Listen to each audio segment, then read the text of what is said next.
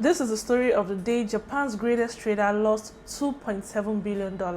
For 11 years, he didn't lose. Every trade he made earned millions. His bosses trusted him, his colleagues admired him, his competitors even feared him. Then one morning, everything he had built came crashing down. His name was Yasuo Hamanaka. Inside the Japanese trading giant Sumitomo Corporation, he wasn't just another employee. He was a legend. People called him Mr. Copper, not because he owned copper mines and not because he discovered copper, but because he controlled much of the world's copper trading that people believed he could influence prices across the globe. For more than a decade, everything seemed to go his way. Every successful trade strengthened his reputation, and every profit he made earned him more trust. Every year, his bosses handed him more and more responsibilities. Soon, Hamanaka wasn't managing just millions. He was controlling positions worth billions of dollars, and no one was questioning him. Why would they? He was making the company rich. Then something changed. Copper prices began moving against him.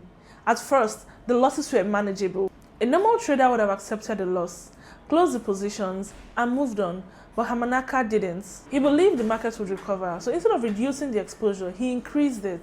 When prices continued falling, he bought even more. The losses kept growing. Rather than reporting them, he hid them. He created unauthorized transactions. He rode losing positions forward.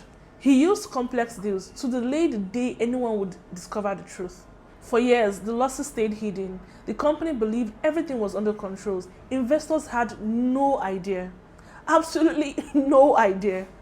Executives kept praising one of their most successful traders. Meanwhile, the financial hole kept getting deeper and deeper and deeper.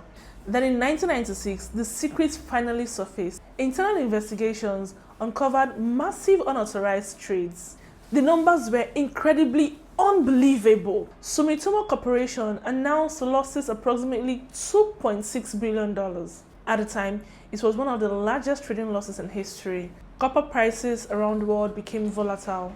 Regulators launched investigations. Banks demanded answers. The one man known as Mr. Copper became the center of an international financial scandal. Hamanaka was later arrested by Japanese authorities and convicted for forgery and fraud related to his trading activities. The scandal forced companies around the world to rethink how commodity trading was supervised. Now here's the thing. The most valuable lesson is not about copper, it is about human nature, because success can be very dangerous. After years of winning, it's very easy to believe that you're smarter than the market. And guess what? The market doesn't care about your reputation. It doesn't care how many profitable trades you've made. It doesn't care if you've been right for 10 years. It only cares about today's price, and sometimes one decision is enough to erase a decade of success. Follow me for more stories that prove reality is often stranger than fiction. My name is Mamus, and I tell real forex and financial stories. See you in my next video.